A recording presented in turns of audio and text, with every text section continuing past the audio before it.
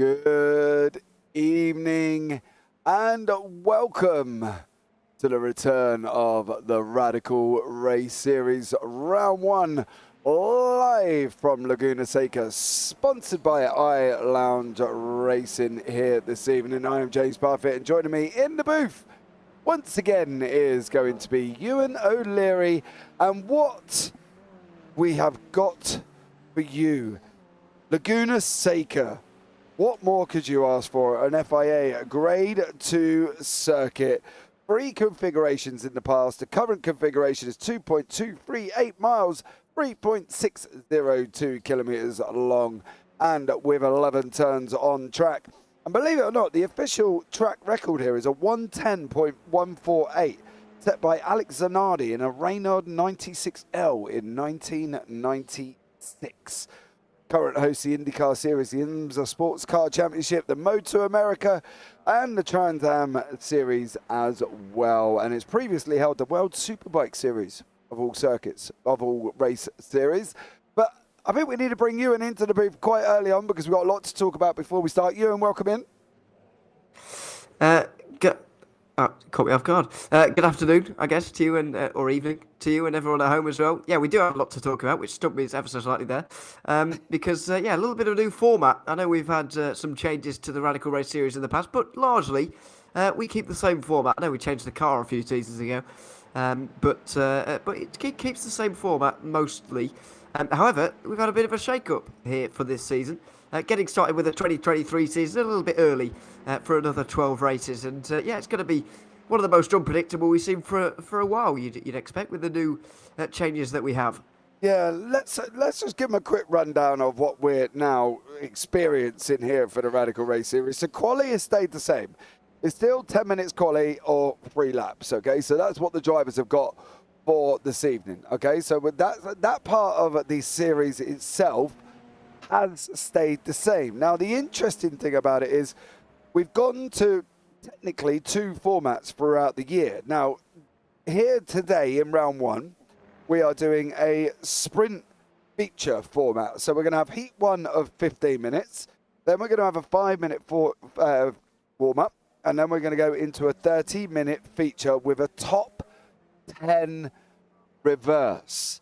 Now, there was a lot of discussion in the Discord, in the community about this format, and this is what they've settled on for this season for, well, most of the races.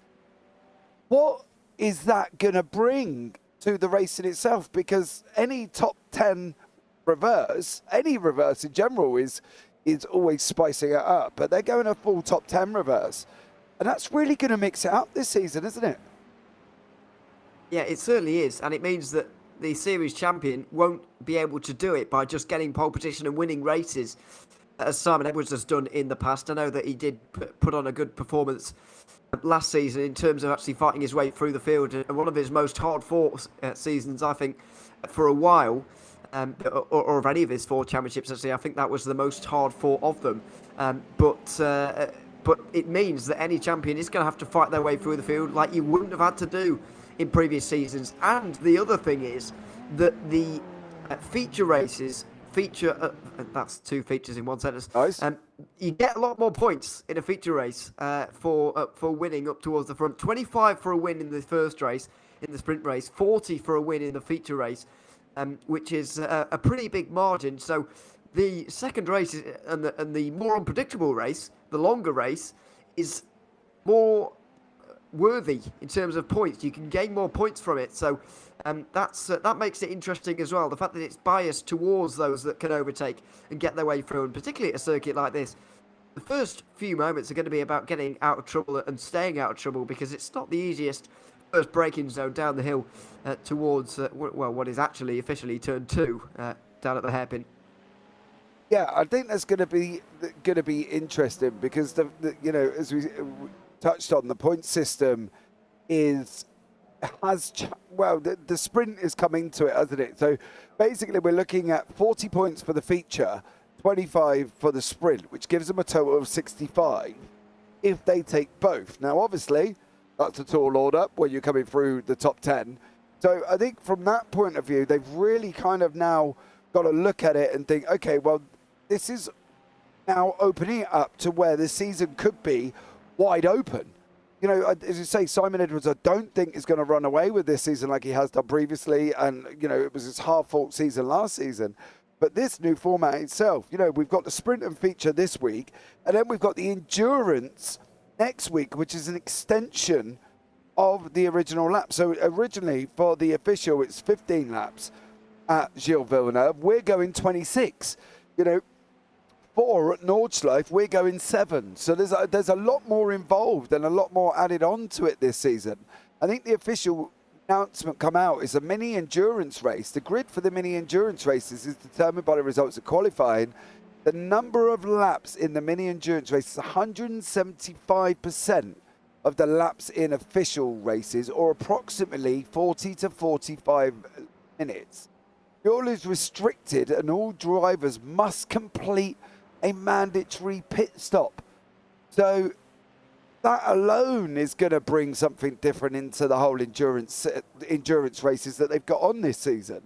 And I think, well, I just think this could be an absolutely epic season for them. And I think I'm so glad that they've gone down this sprint feature race, because I think it's going to really spice it up. Yeah, it's good to change things up every now and again. It's good to see. But we are just trialling something a little bit different. And we did trial something a little bit different actually at Bathurst last season. We had a bit of a longer race with a mandatory pit stop in there as well. I don't know if it was quite 175%, but it certainly was longer. And we certainly did have a pit stop as well, pit stops involved. So that will certainly change things, but there are only 3 of those endurance rounds. We shouldn't hype them up too much, just season defining with those pit stops really, because there are only 3 of them. Next week at Montreal, then at Rudskogen Motor Centre. I've not heard of that circuit before, or seen it ever before. So we'll see how that one goes, and then obviously, as you mentioned, the Nordschleife at the end of the season as well. Yeah, some new circuits to talk about as well. That one, the Rudskogen one, that I've not heard of before. Apparently, it's in Norway, but I've never seen it before. And also the 2008 Grand Prix layout of the Silverstone circuit, which I'm going to presume goes under the bridge and everything. Yeah, it's the back end circuit. So instead of starting where they normally are, it goes straight from the Woodcote turn down into Copse and then through Maggots and Beckett's. That's the starting area of it. And I think, the riskiest thing with the way that they did that is they did this selection by a spinny wheel.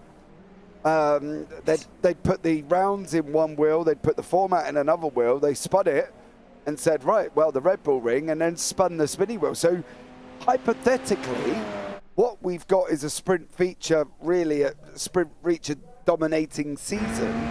But what we could have had an endurance season. You know, there was a big risk with how they did it this year. Was it a 50-50 chance between the two? Yeah. Because if it was, then those odds have been... Well, the odds of that, you'd think it was a kind of 75-25 kind of odds situation. But, if it was 50-50, that really is remarkable. But there we are. Yeah, no, I do like that idea as well, in terms of just mix up the circuits a little bit, at least in what order they come in, and mix up the formats as well, especially with regards to what we're going to do where. I think that's a good idea. A better idea to do it randomly, really, rather than someone deciding. Yeah, and I think that's the thing as well. The way they've done it, they've taken on a lot of community feedback, and there was a lot of feedback about how we can make it spicier, how it can be better. We have just entered into the 10-minute qualifying, and this is how they come up with it, you know. And the wheel video by on there as well in the Discord is well worth a watch, because it's quite interesting how they picked the sprint and feature for here. And then that sprint and feature in this track deleted off altogether. Oh dear. As we see David Beasley there go come out the pit lane, mate, through the coat. That's the one. So there was a big chance that it could have turned out to be a endurance season. But you know, we've got this sprint and feature in here, which I think is an epic way to go. I love the way they've gone, and I'm so glad that they've opened it up to interpretation and communication from the community, because I think that is involved. At the end of the day, these are the bread and butter drivers, and they had their say. They put it forward. The guys reviewed it, and this is the construction of the season that they come up with. And I'm really pleased that they've gone this way. I think it's going to add a lot of spice to it. Simon Edwards is going to have, who's on screen now, is going to have a lot more of a tougher season than he's probably had ever, especially if he wins the sprint and then has to try and come back through for the feature. I think it's amazing, mate. I'm really pleased that they've gone down this route. Yeah, I am as well. It's good to see, as I said earlier, good to see things getting shaken up every now and again. I haven't gone too crazy with it. It's not too unpredictable, too random really as to who is actually going to win at the end, but it is a little bit more unpredictable, shaking things up a little bit more. We got good turnout as once again here for the first round of the season. Obviously you often see this in championships at the very start of the season, but either way, good to see a nice turnout to start things off, and good to see John McCutcheon here as well. I know there's a little bit of a later start time for these races. I wonder if that's helping him ever so slightly. But good to see him here, and he did top practice by the end of that session as well. Yeah, there was a talk of start time being later by 15 minutes, so people can get in. John was one of them that advocated for the later start time as well, because obviously we saw last season, didn't we, to be honest, it wasn't always making the sessions itself, and I think that there was 3 sessions out of the season, if I remember correctly, that he actually made. So I think at the end of the day, I think it's good that the fact that not many admins or communities, Ewan, would take into consideration the feedback that they've given and take it on board. But these guys here, Graham, Martina, Darryl, they've taken it on board and they've gone with it and changed it up and spiced it up. And I personally think listening to communities is important, and they've done what they needed to do this season. Spiced it up well and truly. And I think this is going to be epic. Yes, certainly. John McCutcheon, by the way, and he made 2 races last season. It was 2? Even less. So, this may well help him. And you never know, he might be able to have a bit of a championship charge now as a result of this. We'll see if it continues, obviously, week in, week out. And especially over the Christmas period, I'm expecting some people to maybe be here or there for the first 4 races or so as we go through Christmas and New Year. But even so, it's good to see him on the grid, at least for now. Although he didn't get a time on the board that first time around. I don't know whether he's just hanging back in terms of his outlap here and just waiting for a few more moments. It does look like maybe he's just beginning his first flying lap now. He's just waiting a little bit, but he's not on the leaderboard just yet. Yeah, I think it's going to be interesting to see what he could do. We've got 18, if my quick maths is, 18 cars on track.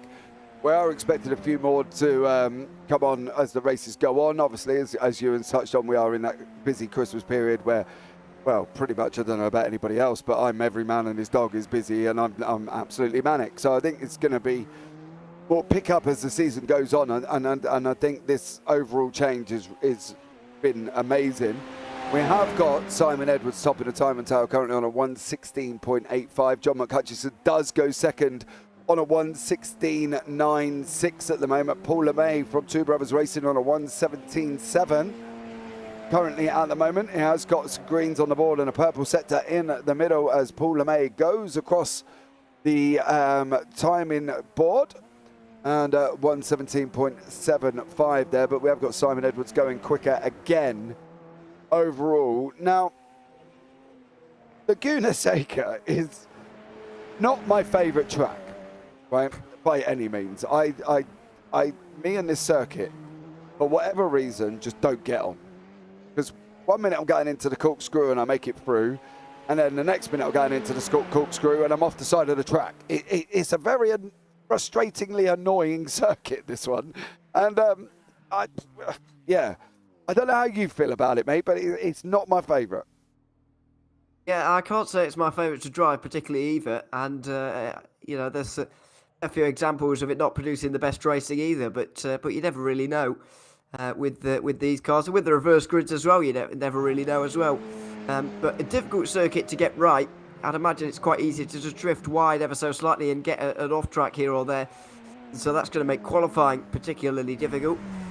but it doesn't seem to have been particularly difficult for Simon Edwards, of course, who is top of the session right now. He's got a few tenths over John McCutcheon, who I believe may well still have one more lap, unless he did have an off-track in his first one.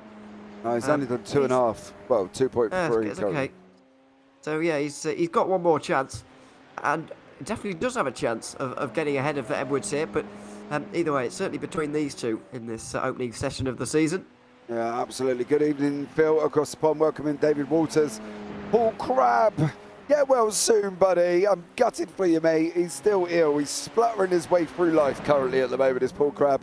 And Stephen Place as well. Thank you so much for jumping in earlier on.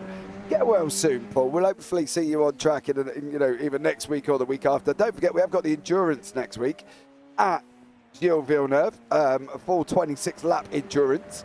So, hopefully you'll get well for that, mate. Pop some Lemsip powders, bit of hot water, couple of spoonfuls of sugar, as Mary Poppins said, the spoonful of sugar helps the medicine go down, mate. And that will make you right as rain as we see John McCutcheon go along there on a 1:16.552 and still outside of Simon Edwards' time there as well. So Martina Ward is just coming to the end of that one. So everybody seemed to be wrapping up their 3 laps. So there we go. That is the current end of quali. What do we think? Where are you? Last season we could sit there and say Simon's on pole. Simon's generally, walked away with it, right? Obviously. We can't say that this year, apart from for the sprint.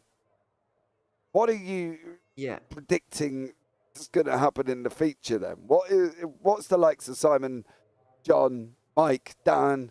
What are they going to have to do in that feature to get to the front? Please don't say just past cars, because I'm aware of that. But, but there's a lot more involved with it this season, isn't there? There is. There certainly is. I mean, I think that's difficult to say right now. I think it sort of depends a little bit what happens in the sprint race. If somebody goes off and goes down the order here, one of the real front runners like Simon Edwards and John McCutcheon, but they sneak into 10th place by the end of the race, then they're gonna be on pole for the feature, and then it changes a lot. Presuming that they have clean, boring races and they finish 1 and 2, then they're in for a rough time of things through the feature race. Because the thing is that with reversing the top 10, I know that quite often, and this is often the case, when you reverse the whole grid, it's quite dangerous for everybody, and that is true because there are a lot of opportunities for things to go wrong. But reversing the top 10 when you've got a roughly 20-car field is kind of more dangerous for those that actually finish first and second in the first race, because they're dropped right into the middle of the field where things are most likely to go wrong. If you're at the very back, if 1 and 2 were on the back road together, they could watch it all unfold between them, slow down a bit, pick through the chaos, and then go from there. But when you're in the middle of the pack, you can't really slow down and watch it evolve in front of you because you're in it. Yeah. So it does change things quite a lot. And even though I guess generally, overall, reversing only the top 10 is slightly less dangerous, it is going to be more of a worry for the driver that wins the sprint race. Yeah, do you know what? I agree, because trust me, in officials, mate, I've been sat in the middle and I died before turn 1. The only track, I've had a good run this week. Not going to lie, I picked up a good few hundred IR, but then again, I am driving a new Toyota around Nordschleife currently, so, I've just got to get it to the end, really, because plenty of people are crashing out in front of me quite happily. So that's the fear. But then again, we're going into league racing. Let's just run through the grid here this evening as well. Simon Edwards is on pole for the sprint. John McCutcheon second, Dan Webster third, Mike Bousson fourth, Paul LeMay fifth, Robert Woodward in sixth, David Rollison seventh, Paul Clark eighth, Graham Brown ninth, Colin Wynn 10th, David Beasley in 11th, and Andrew Derrick down in 12th place. Beyond that, we've got Damien G in 13th, James Child 14th, Martina Ward 15th, Darrell Taylor 16th, Jamie Bird 17th, and Phil Glover down in 18th place. So, that dropping into mid-pack, sometimes through completely not your own fault, there is an accident and you do get wrapped up in it. These guys have got to pray that kind of doesn't happen to them, really, haven't they? Yeah, they certainly do, and they certainly will throughout the feature in this one. they'll have to pray that it doesn't happen. It is one of the most dangerous first braking zones down towards that first corner that we've got really all season long.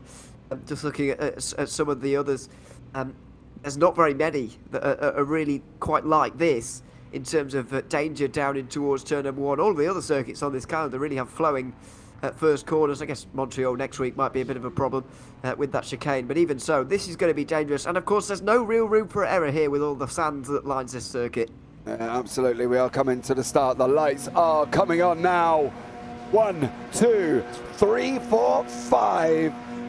Season 1 of the 2023 season kicks underway here for the Radical Race Series live from Laguna, Seca, and we have got Simon Edwards leading the way. John McHutchinson currently holding on to second with Dan Webster into third place there. Mike Boussault coming up in fourth as well. Andrew Derrick is in the mix. Damien G at the same time. Everybody currently at the moment through the field has got away quite cleanly. To fair play to them. Ooh, as we say that. Who was that? Martina Ward. Oh, goes off. Turn technically turn 3 and then runs wide, but currently out in front. Simon Edwards has got about nearly 1 second gap already, and he is flying. Yeah, he certainly is able to take the initiative there with a nice getaway actually off the start when the lights went out. John McHutchinson was no match, and then through the first sector he's just extended that lead with Dan Webster even applying that pressure to John McHutchinson. Webster, of course, with a great ending to the last season at the Nordschleife with a great performance there and a win by the end. But yeah, further back was where the issues were. Martina Ward did go off, but she wasn't the first pairing of drivers to make contact, or part of the first pairing of drivers to make contact. I think Damien G was one of them, with Beasley quite possibly. I thought I saw 2 white cars just coming together at turn 3 as they were kind of battling side by side, and they were just pushing the limits with the space that could be given. But down outside the top 10 really is where the action is, as you can see. Andrew Derrick right round the outside here of Damien G. But G is going to be able to make that pass down the inside in towards turn 2. Yeah, then we've got Jamie Bird in the mix as well. He's tucked up behind Derrick, with Child right behind him. Beasley, Taylor, Glover and Ward. We do have Phil Glover in the interview room, who has said to me, you can't pull me in. I don't know where I'm going to pull him in on this circuit, as it is quite a tricky circuit. But this last 5 battle here is providing the action. Damien G now on the right hand side in the new livery this season. Moving away there as well is Andrew Derrick, David Beasley, Jamie Bird and Damien G. So what an absolutely epic start. We're on lap 2 of 10. Gainers on the left hand side, win up 1, Brown down 1, G, Bird, Child, all plus on their grid positions. Beasley, Derrick and Ward down currently at the moment. Simon Edwards though, out in front. The 1 second gap has now come down to 0.45. So he is under a little bit of pressure at this moment in time as McHutchinson gets to grips with his track. It's not going to be easy for Edwards though, as he got that opening gap that he had, now dropped down to less than half a second, and he's got the Flying Scotsman behind him. Yeah, he's got his work cut out here certainly to try and hold him back. Edwards got off to a really good getaway, and then on cold tyres as well. It was very strong initially, but now starting to, well, I don't know if he's starting to struggle or John McHutchinson starting to find his feet here. He did struggle through turn 4 there, as you can see by Dan Webster getting a lot closer to him now. And so it does seem to be this gap just toing and froing a little bit with the mistakes that are being made by a couple of these drivers as well. But just how hard are they going to fight for this so early on in the season? In the sprint race, there's only 3 points difference between winning and second place here. I'm not sure John McHutchinson is going to, leave it all on the line here, but he certainly will challenge for the race lead at least. Yeah, I don't doubt that the Scotsman will challenge, right? I don't doubt that at all. Oh, there's been a big one at the back. Damien G, Jamie Bird, Andrew Derrick and Daryl Taylor have all been involved, and I think we'll have a look and see. It should start about here. This is with Daryl Taylor. Oh, that's the initial contact there, and then Damien G on this run up into the corkscrew just goes all out of shape, and then Jamie Bird does the same thing as well. That was kind of a collection of errors there from these guys. Andrew Derrick, Damien G, Daryl Taylor, all going off there. And as we see, Damien G is in the pits. But again, what we've just seen is so easily done. And I think that's the thing with Laguna that I probably don't like as well. One little bit of dust, one pickup on the outside, and you just can't stop it. Yeah, the sand as well is very, well, it's like quicksand really. It just pulls you in. And as soon as you know it, as soon as you've realised it, you're off the road. You can't really dip a wheel onto the outside in many places. You can get away with it here and there, but the curb certainly don't help. As Simon Edwards there went wide, I think John McCutcheon tried to take advantage of it, and he's gone around quite possibly. Down now, well down inside the top 10. I think this is all caused by Edwards going deep. We saw it into the corkscrew on board. McCutcheon heads to the inside himself. He went just up on that sand though and spun as the camber and all sorts of changes as he go downhill through the corkscrew there. And that's dropped John all the way down into 12th place at the moment. John McCutcheon sitting here in this mid-pack with Jamie Bird and David Beasley. And it's now going to be all about the recovery for McCutcheon. He needs to at least, Ewan, as we discussed, get to 10th place. And it's almost like, Mr. O'Leary, that you sat there with your crystal ball, because you said if one of the top two are going to have a spin, this is where they're going to end up. And hey, presto, well, John McCutcheon's done it. Oh yeah, it's just not as easy with the sprint races, especially at a circuit like this. It's just not as easy as saying the fastest drivers are going to be starting 10th, 9th and 8th and all of that. You know, something's going to go wrong for someone. And in the end, it was John McCutcheon, unfortunately. Fortunately, though, he does have a chance at top 10. I think that might be all he can get from this. I think that might be all he can get from this race, actually, 10th place, because there's a 3-second gap between Brown and Child there, you can see. But 10th place is certainly very achievable. You saw the way that the front three were able to get away. You can see Edwards and Webster still getting away from the rest of the field. They are a little bit quicker than the rest of the field. Yeah, they are at this circuit, guys, as well. So it is the famous Laguna Seca with the corkscrew. That piece of track that I pray every time I run up to the Rahal Straight that I'm going to make it through. And then I thank God when I've got it through the other side. It's almost like coming through the cutting and down through the S's and the Forest elbow at Barfirst. But here's John McCutcheon looking at going, trying to go up the inside of Bird. Oh, that was close. He's not holding back, is he? He knows he needs that top 10. And he's going for it at the moment. He's even tried running around the outside of turn 3. He's going to try and duck back under for turn 4. Here he comes now, the Scotsman McCutcheon through on Bird, and now it's all about Child after that. Yeah, it certainly is. I mean, McCutcheon's not waiting around, but also Jamie Bird, fair play to him, wasn't rolling the red carpet out for McCutcheon there at all, making sure that he knew that there was going to be a fight for that one. Bird cut across the nose ever so slightly there and just, shut the door in his face. So this is going to be a little bit more difficult, maybe. McCutcheon through, though, and into 11th place. Now that one more position to get pole for the second race, of course. Dan Webster still applying that pressure to Simon Edwards, and even Mike Bousson getting stronger as this race goes on. Oh, do you know what we're going to see this year? This season alone. Don't say it. Don't say it. What are we going to see?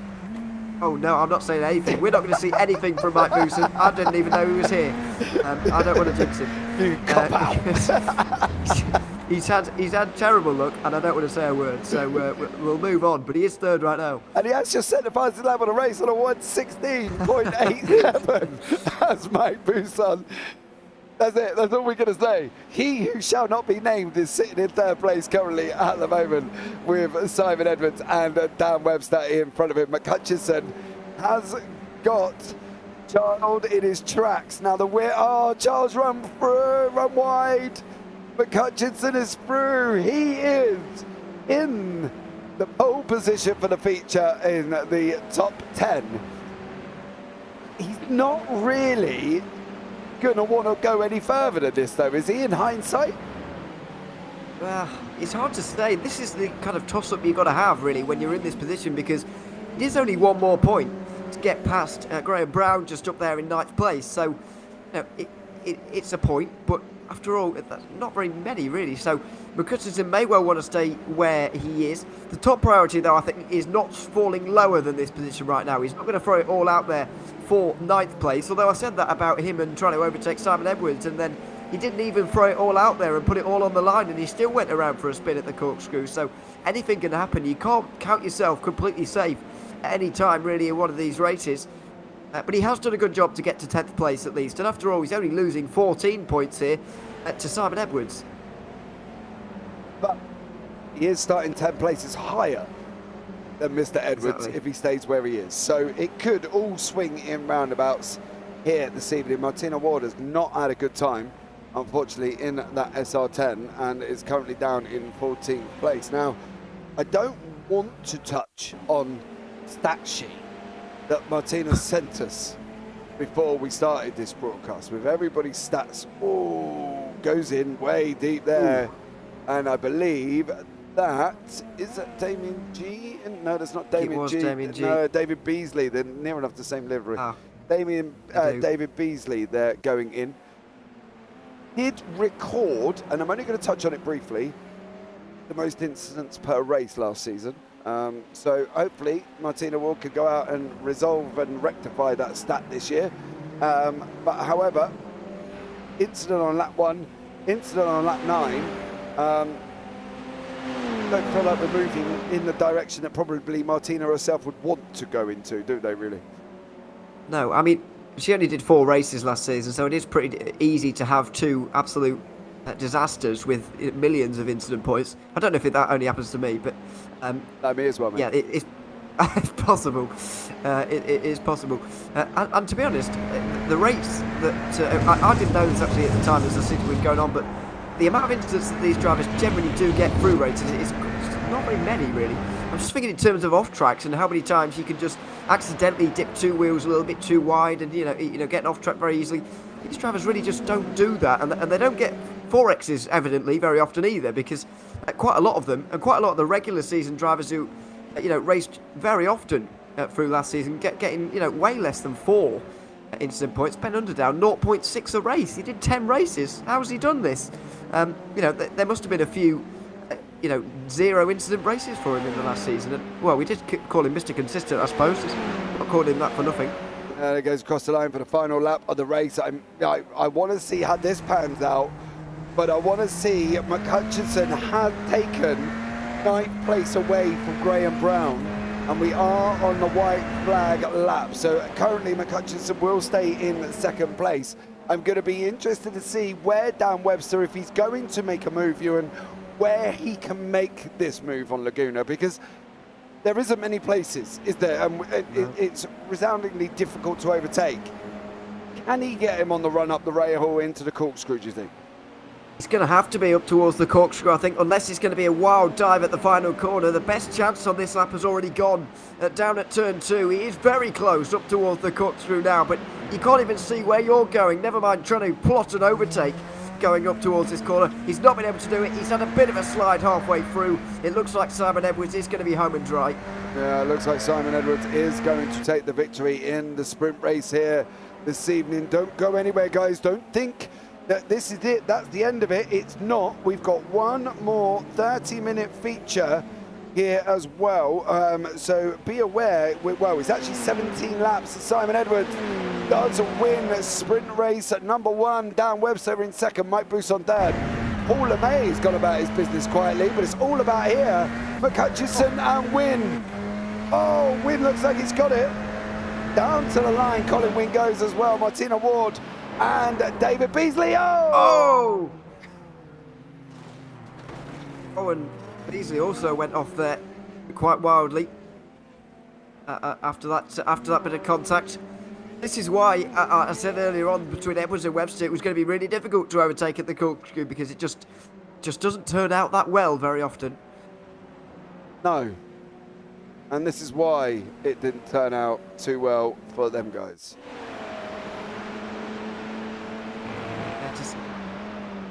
I think Martina Ward thought that there was going to be a bit of an avenue on the outside line there to just dive down the outside of, and Beasley had no intention really of letting her down the outside.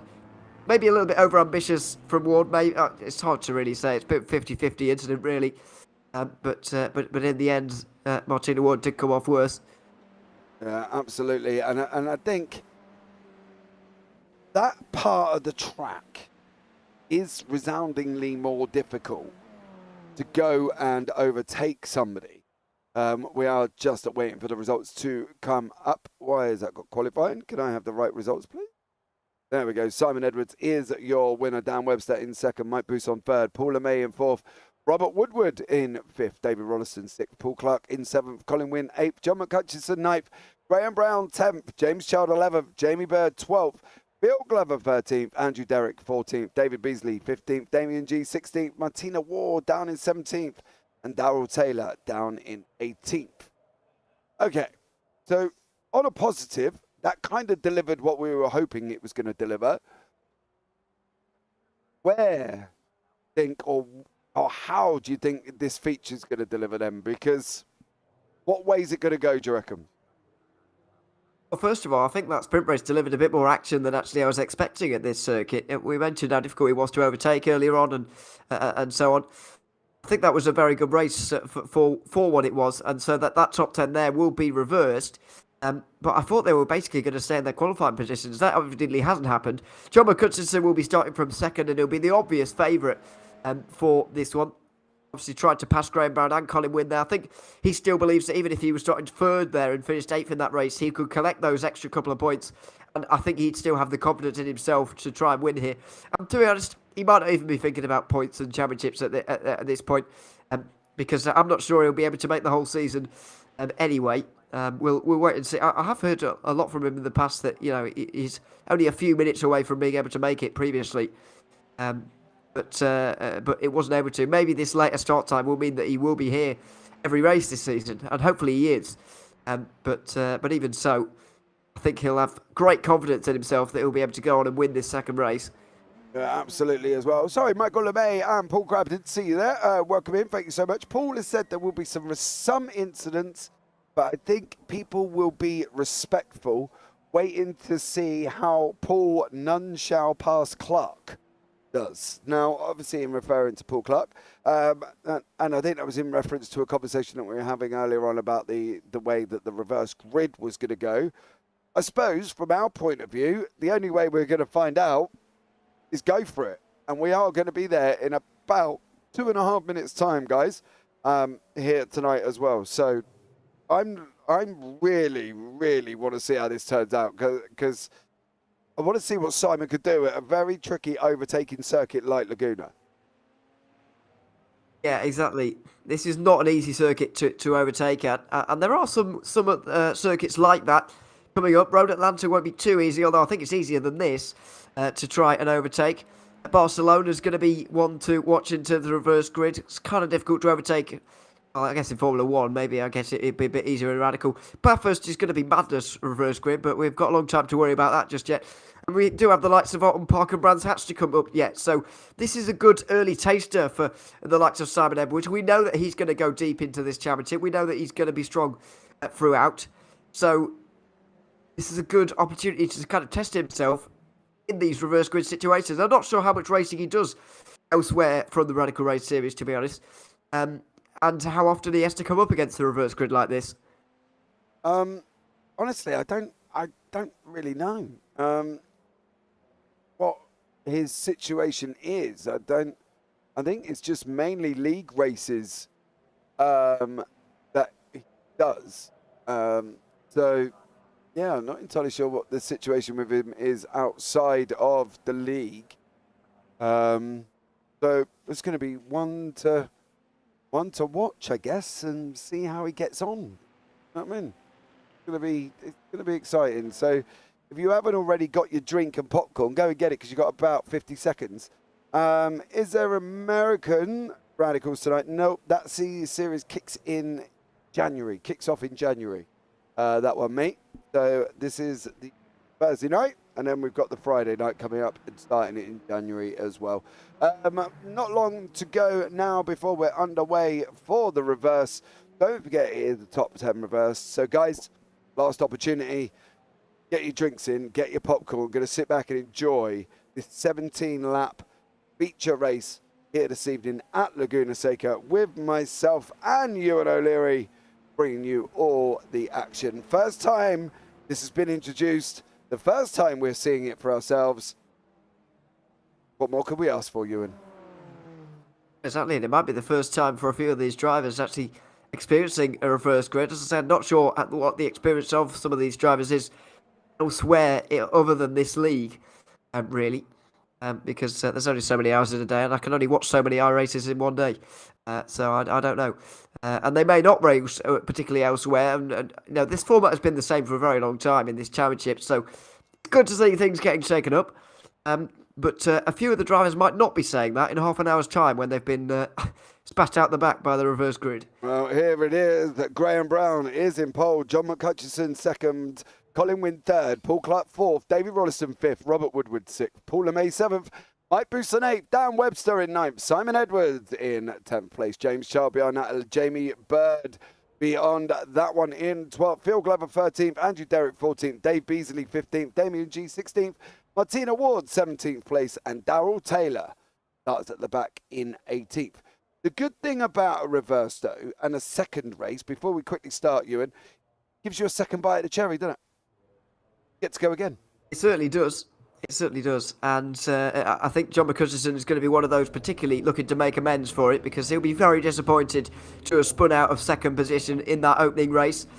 Obviously, he can't do anything about that now, but he can go on to win this one. Yeah, here we go, guys. We are going to be underway. 4 lights, 5 lights, and away we go. Graham Brown getting off the line, but John McCutcheon has stuck a rocket in his pocket, and he is gone. He has overtaken Graham Brown and said, thank you very much. I am going early. There are 3 wide in the middle of the pack there as well. Simon Edwards is all over the place. The timing tower cannot even keep up and is currently still sat in his position in 10th place at the moment there as well. We'll get this hustle and bustle out of the way. We'll wait for it all to settle down, guys, because Paul LeMay is lost a position to Dan Webster. Webster's probably the one that's gaining from this the most at the moment.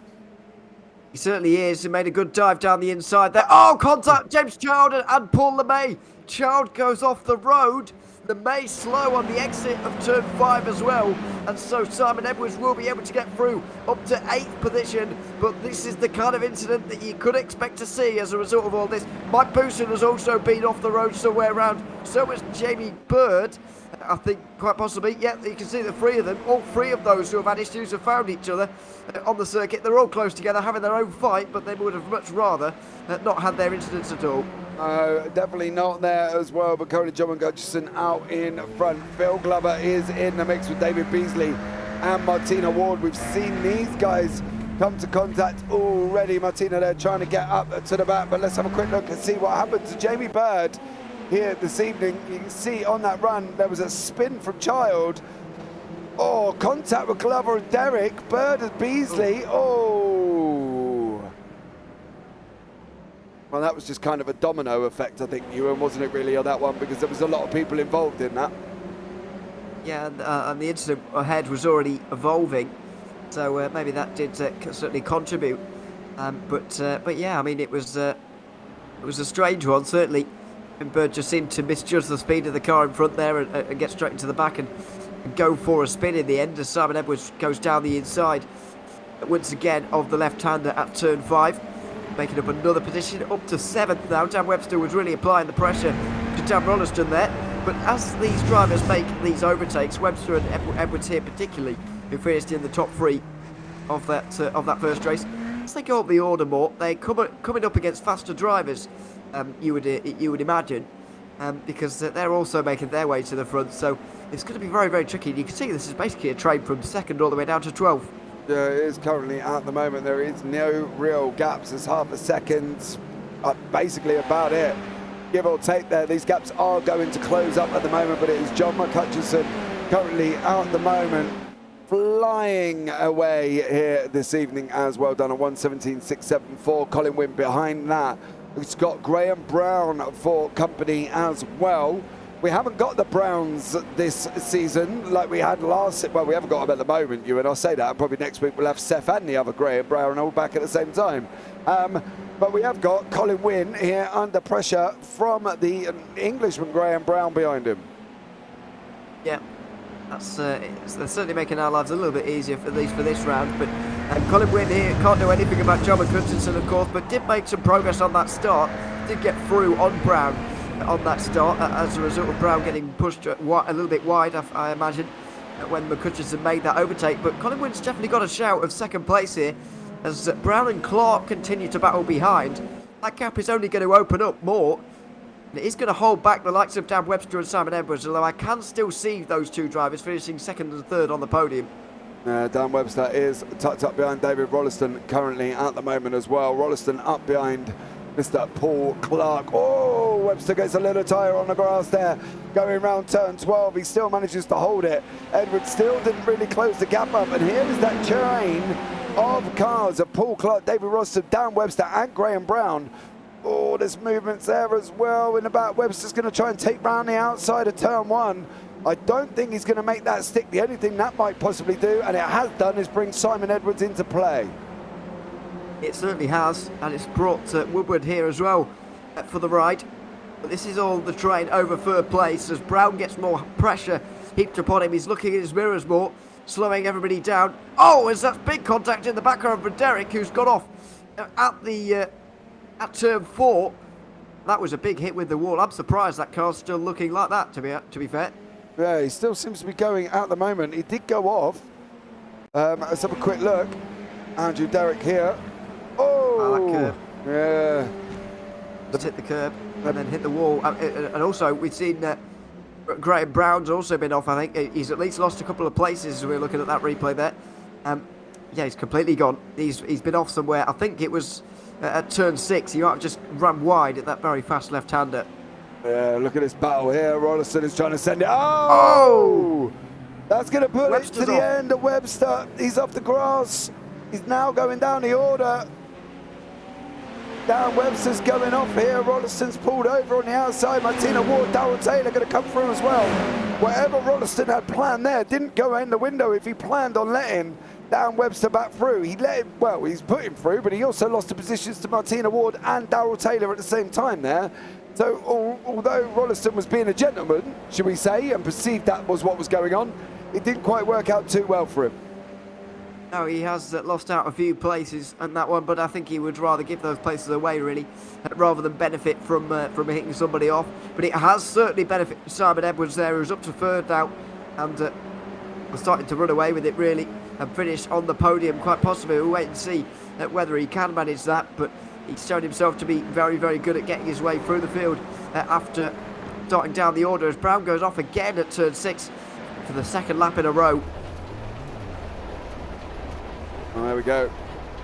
Graham Brown running up the turn 6 up the rail straight, and that is the result of this incident. All on his own. Just on his own, just missed the apex there. Oh, and did grab the wall. I wonder if he managed that the first time. He seemed to be going at a fairly decent pace previously to that, but clearly struggling with turn 6. And it is very difficult. You've got that curb on the inside, the changing of the, the incline on the exit, and Graham Brown does now return to the pit lane, unfortunately. Damien G has cleared Paul Clark, but where is Paul Clark? He's nestling in the gravel, building sandcastles. Unfortunately for the man from iLounge Racing there as well, the sponsor for this evening. So he's nestling in the gravel trap as Darrell Taylor is fighting it out with David Rolliston currently at the moment as well. Rollo trying to come back through the field. Tried to pull a gentleman's move, which was fair play. You know, I don't think he was expecting the on-rushing Martina Ward and Darrell Taylor to come up as quickly as they did. Rolliston's now trying to go back up the inside. Not this time around. Didn't make it work this time. Wynne is coming under pressure, Ewan, and he's got this man, Simon Edwards, behind him. Yeah, hardly surprising, really. There's McCutcheon, Edwards and Webster, who are pretty significantly faster than the rest, I think, in this race at the moment. Dan Webster might now struggle to get a podium as a result, as a result of going off there at the final corner. But Simon Edwards already on the podium. I think he's going to secure himself second here. No disrespect to Colin Wynne, but it will be a mammoth effort to hold him back for 11 laps. Yeah, he's going to give it a go, is the old man. No. Oh, excuse me.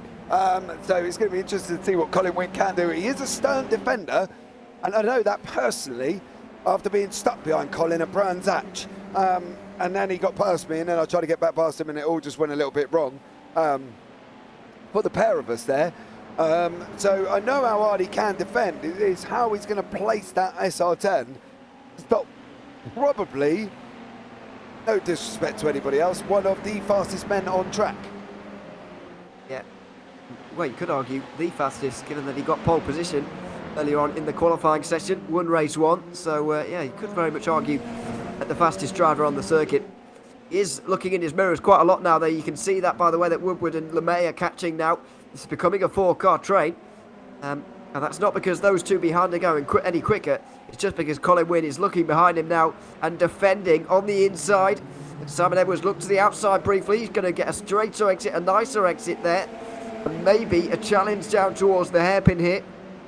But it's a difficult braking zone. It's a very long way around the outside because it's kind of double apex, which really doesn't help the driver on the outside line. And so he's going to try and sneak his way through, but he won't be able to do that just yet. He's going to have to keep probing and keep trying. I think the only thing he's going to be able to do here with Colin Wynn is put him off. Because Colin is going to defend like absolutely crazy. And he's done it already down into turn 1. He took that inside line on the run down, what technically is the Andretti hairpin, which is obviously turn 2. And I think he's going to be doing it again. And if Edwards doesn't make that move, this, as you say, could be a nice little tidy 4-way battle here between Woodward, LeMay, Edwards and Wynn. Oh, the exit speed was different there. Wynn's taken the inside line. Defending hard there is Colin Wynn. Will Edwards start looking in his mirrors, though, because he's got Rob Woodward closing up on him?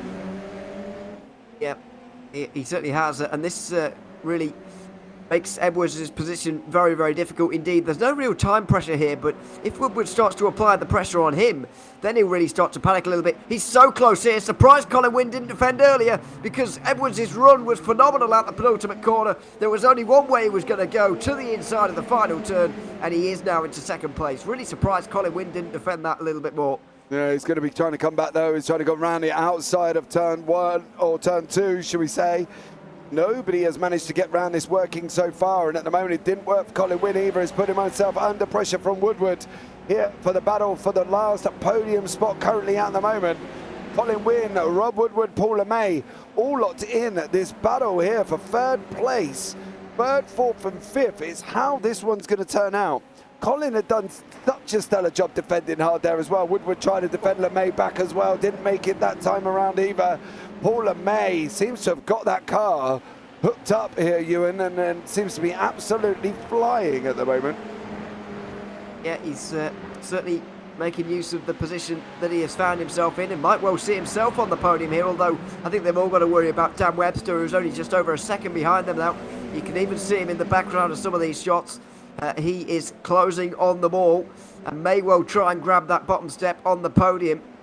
As as I said earlier, arguably there is a 3-driver stronghold on the front of the field in terms of who's actually quickest in this field right now. At the final corner, Colin Wynn with a big slide there, and Paul LeMay may well be into 3rd by the end of this, although he's going to have to do it on the outside of the hairpin, which we haven't seen work very often. No, we haven't seen, actually, to be honest, we haven't not seen it work at all.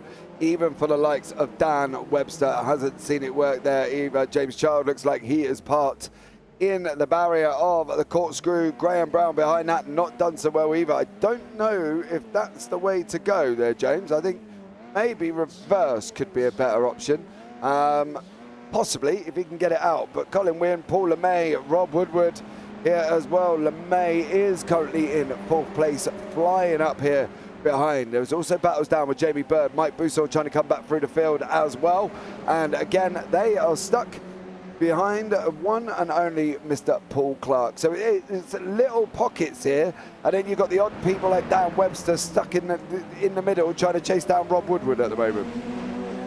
Yeah, it's a messy field for now, with some drivers certainly more out of position than even they were after the reverse grid was applied, especially thinking of the likes of Mike Bouthen here, who might only just grab 10th place there, and that might be the best he can get from this entire race, with still even 7 laps to go at the moment. There he is, stuck in traffic and struggling to make progress here. We are starting to see the characteristics of Laguna Seca shine through. It's not the easiest circuit to overtake at, but he's going to try it anyway. Oh, maybe not.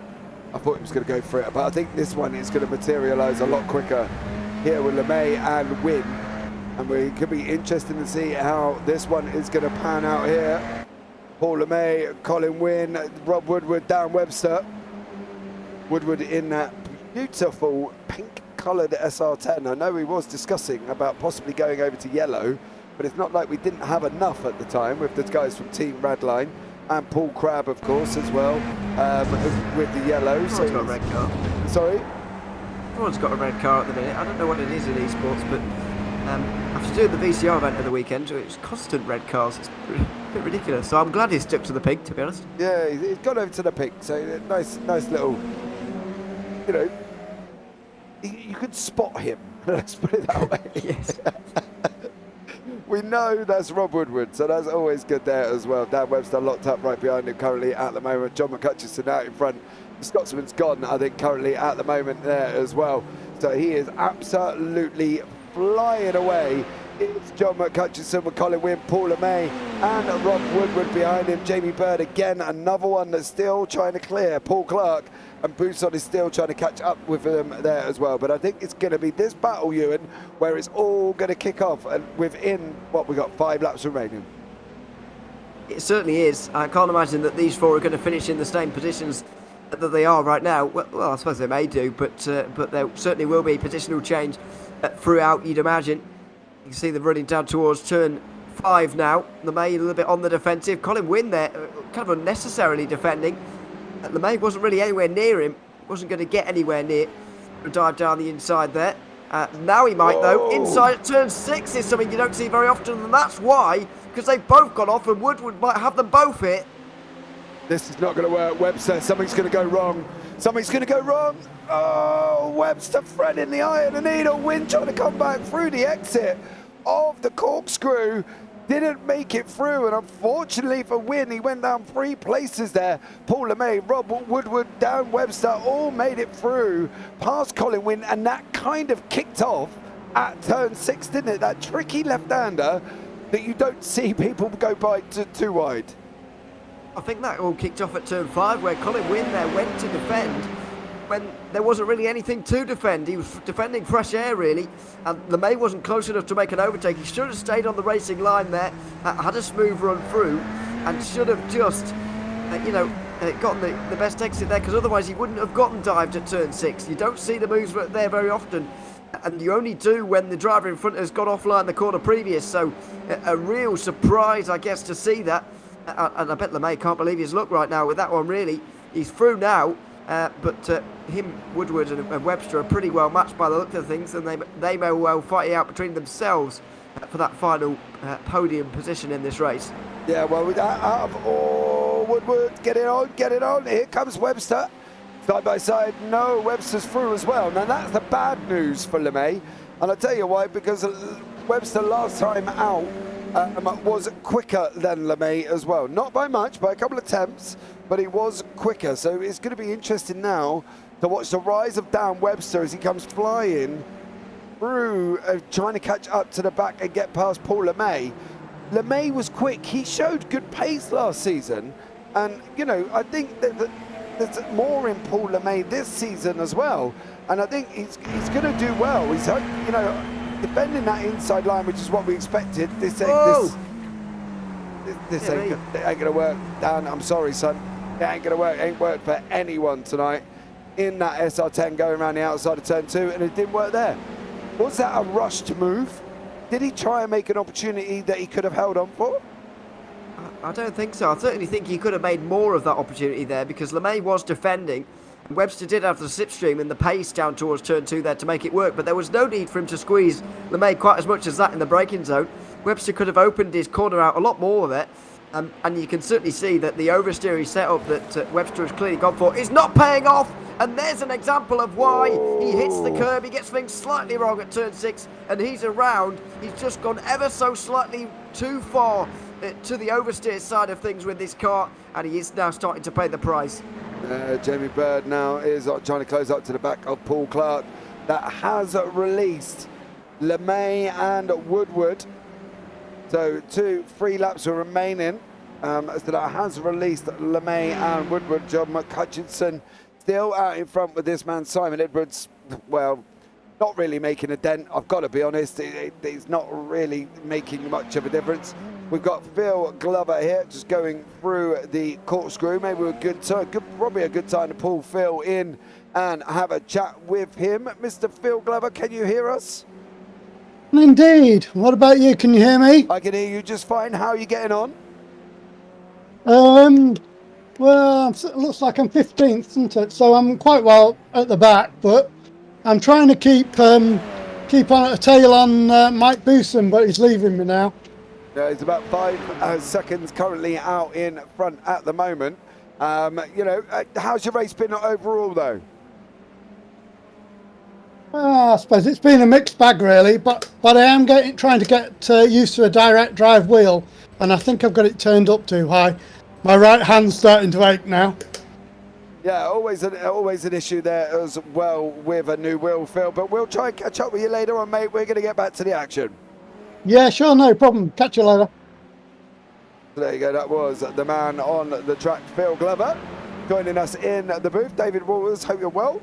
As we can see, David Rolleston and Andrew Derrick here on track currently at the moment. This is the battle down in 12th and 13th. Paul Clark has lost a gap back to Dan Webster, but this man... Oh. G. Last corner. Yeah, last corner, and pulled in front of someone there, very nearly causing a secondary incident. But will drop outside the top 10. Jamie Bird should get down the inside and will get through. So disappointing there from Damien G, but I just think he lost that on his own, on traction there, especially as these tyres are starting to wear down by the end of the race. Some of these drivers clearly starting to struggle. We've seen Dan Webster struggling with the rear end, and I think Damien G might have had something similar happen. Yeah, he's gone round to... Right, I'm going to predict it now before I show the replay, all right? So I'm going to use my crystal ball. I'm going to say he's gone round turn 12, put the power down too early, he's caught the outside curb and he's spun the SR10. There he comes, Damien G, into 12.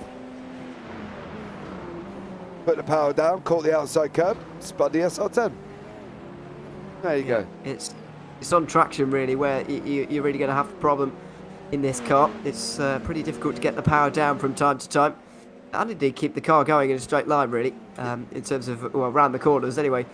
The rear end a lot more lively than we saw in the previous SR8 that we had coming up on a year ago now, 3 or 4 seasons ago, can't remember. But yeah, it's one of those cars that does just snap away from you ever so slightly now and again.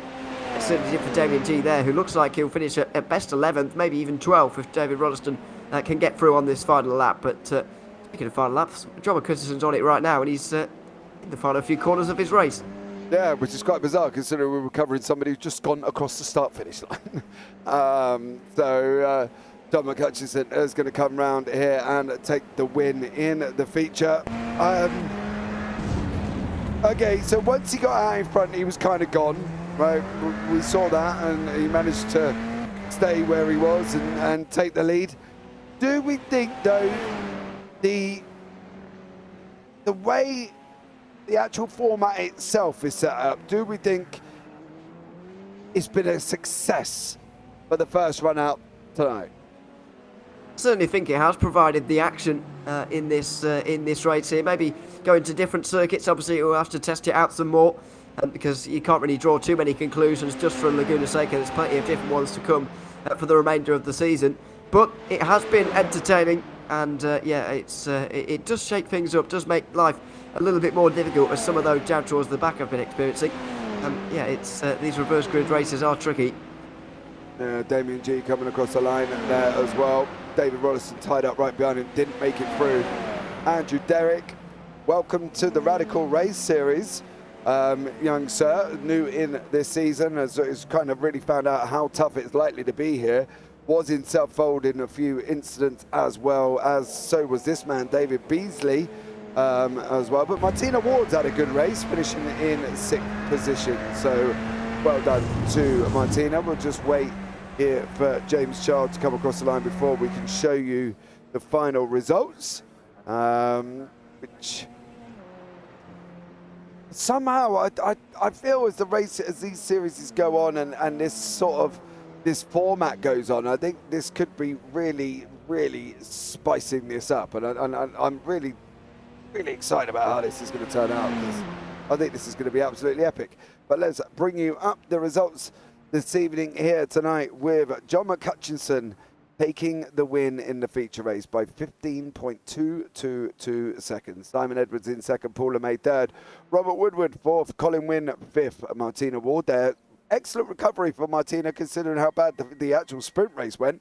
Up into sixth place, Darrell Taylor seventh, Dan Webster eighth, Paul Clark ninth, Jamie Bird in 10th, Damien G in 11th, David Rolliston 12th, Andrew Derrick 13th, Mike Bousson 14th, Phil Glover is there in 15th place, David Beasley 16th, James Child 17th, and Graham Brown down in 18th place.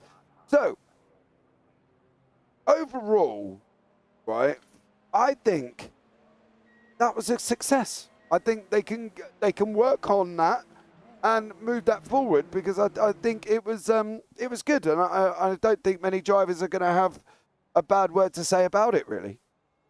Well, let's see. They are drivers after all. But no, I think so. I think it was good entertainment. But look, as I said before, you can't judge it too harshly on just Laguna Seca. I'd say we do have to wait at least for Road Atlanta and Hockenheim to come around, the next of these formats that we have coming up, to really start to make judgments on it, and obviously then we can start drawing more conclusions. But for now, it has been entertaining from a spectator's point of view. And so, yeah, it is going to be returning 8 more times this season. So we're going to be getting used to it. Absolutely, as well. We're going to bring John McCutcheon into the booth here this evening. So we're going to be welcome in John here into the booth. Good evening, Mr. McCutcheon. How are you? Hello, Jamesy boy. How are you, mate? Long time no speak. How you been? Yeah. Good, thanks. Good. Keeping busy. Keeping busy. On the racetrack this year, later start time suited you. Clearly, feature race, 15-second victory. Easy, right? It looked easy, but there's the one mistake around here and you're in a wall, so you've got to keep full concentration. Just annoyed at the first race when I locked up the rears and deliberately spun so I didn't hit Simon, so that annoyed me. Yeah, you kind of saved Simon, but kind of lost yourself on that one, mate. At the end of the day, let's have a driver's point of view on a new format. How are you getting? What did you think of it when it was announced? And what does John McCutcheon think of it now? Suggested this format a couple of seasons back, but it didn't get put through. But I've always wanted to try. I did a series using heat racing. It was pretty good. You get a second bite of the cherry, if you like I got tonight there. So it keeps an interest in it. And I'm looking forward to the rest of the season. Yeah, I think it should be great. I think that's where the second bite of the cherry comes from as well. It kind of, you're not losing the championship within the first few races, are you? Because, Simon battled back to second, and he was fortuitous with it as well, because without a few little spins in front of him, he probably wouldn't have quite have been as high as what we've seen him finish in second place. But is that what keeps you motivated, John? Because, you had putting it bluntly, and excuse me, you had an awful race one. You spun the car, you battled your way back into 10th, 9th in the end, and started second. And then you got this in front of you. It must have been give you a confidence boost at least. I actually thought starting 9th I would be finishing, starting 11th on the grid. I thought it was the top 8. It was reversed for some reason. I didn't realise it was 10. So when I gridded up second, I was quite happy at that. I knew I had decent pace round here, so I knew if I got a good start and got away, I would get a lead on the guys behind me. But I'm just still, to be honest, this is the best setup I've made for this car yet. I still can't get to grips with the official setups, so you can make your own in this series, which helps me a lot. Absolutely, there as well, and I think that's a great addition as well. And I'm loving this sprint format, and I'm really looking forward to how it materialises this season as well. But John, thank you so much for joining us. Is there anyone you want to give a shout out to before you leave the booth this evening? Shout out to all the RRS guys and Darryl and his admin team for setting up this heat setup. I know there's a lot more admin work involved, but kudos to them. As well, fair play to them. Thank you so much, John, for joining me. We're going to let you go, and I'll catch up with you next week, no doubt. Yep, thanks, James. Take care. Right, we're going to have a chat here with Martina Ward. Good evening, Martina. How are you? I am very well, James. How are you? Oh, I'm wonderful. I have just watched a great race. Excited to see how the sprint and feature worked, and it worked really well. Maybe not for you in race 1, but we will touch on that in a minute. But for race 2, you had a blinder, up 11, finished 6th place, and a great recovery after a somewhat questionable race 1. Yeah, I mean it's been a couple of months since I've even sat in the rig, so I'm still getting my bearings, and I am absolutely over the moon with that 6th place. I mean, I got lucky with Dan spinning a couple of times and Paul Clark just heading somewhere, exit stage left or something. But yeah, all in all, I'm happy, very happy. Well, Stephen Place put it in YouTube chat perfectly. Martina drove a great second race. Oh, thank you very much, Stephen. Yeah.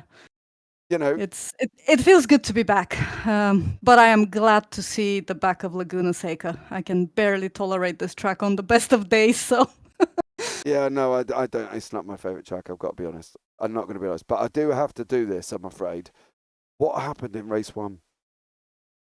I don't know what I was doing. I didn't completely intend to send it down the inside of David Beasley, but I just got way too close and I realized, oh, I am not going to stop in time. So then I decided to dive in, locked up, and that was that.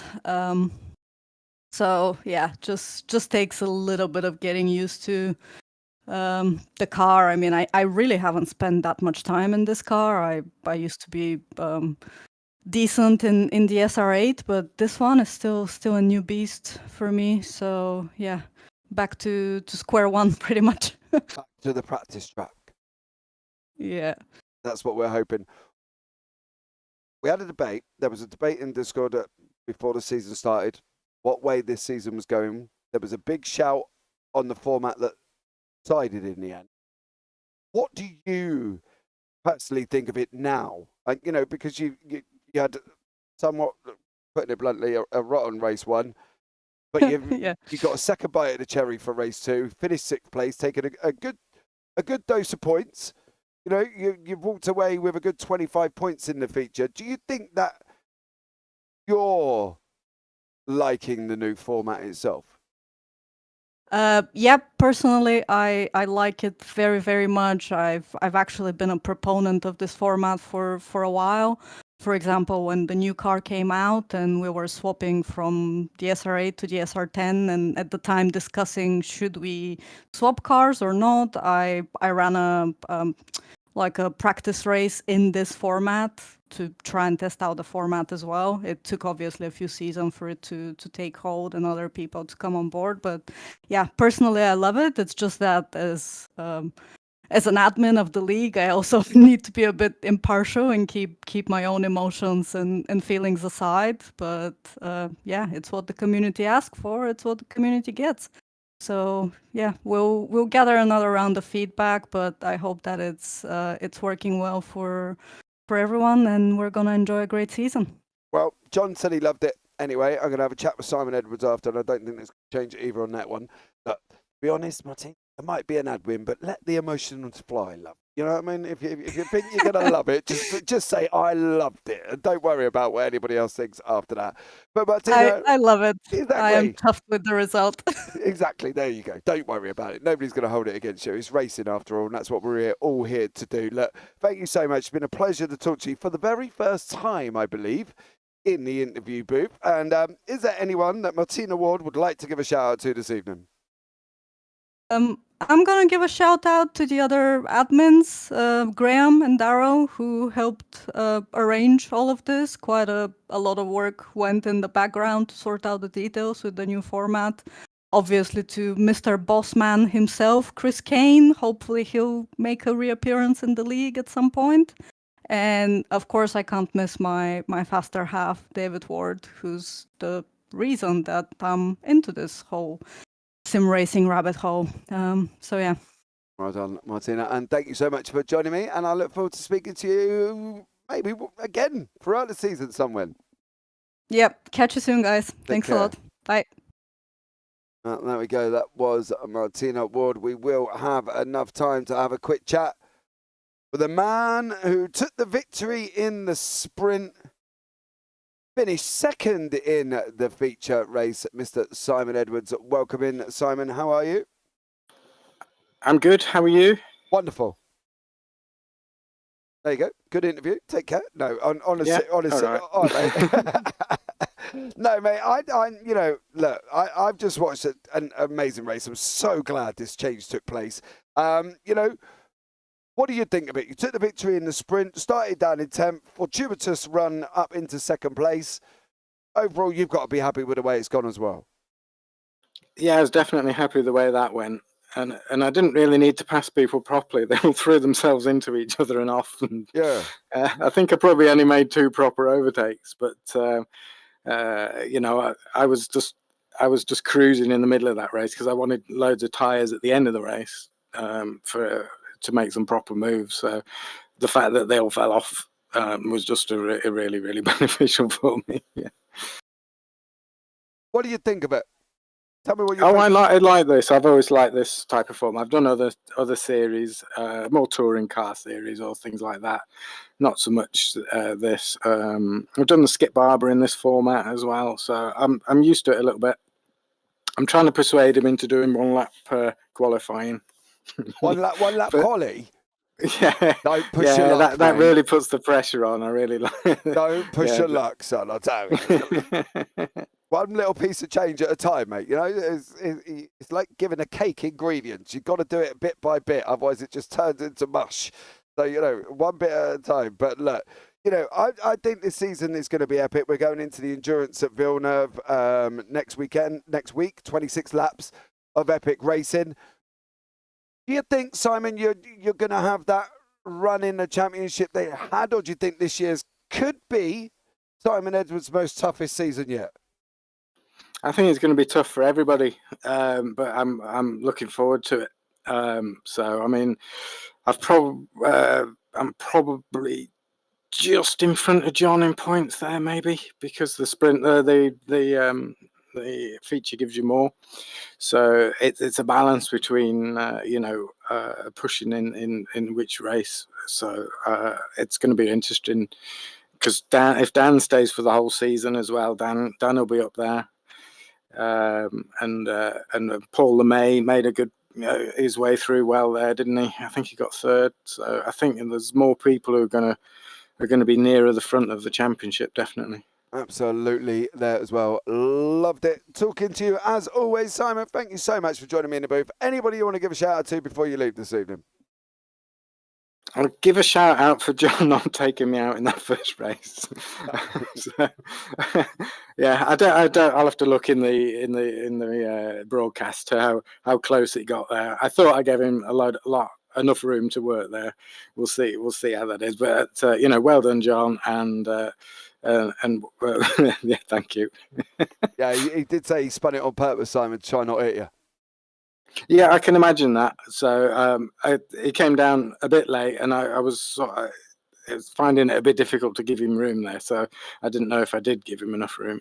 Yeah, no, he did say that. But well done, Simon. Thank you so much for joining me in the booth, and I look forward to having a chat with you next week.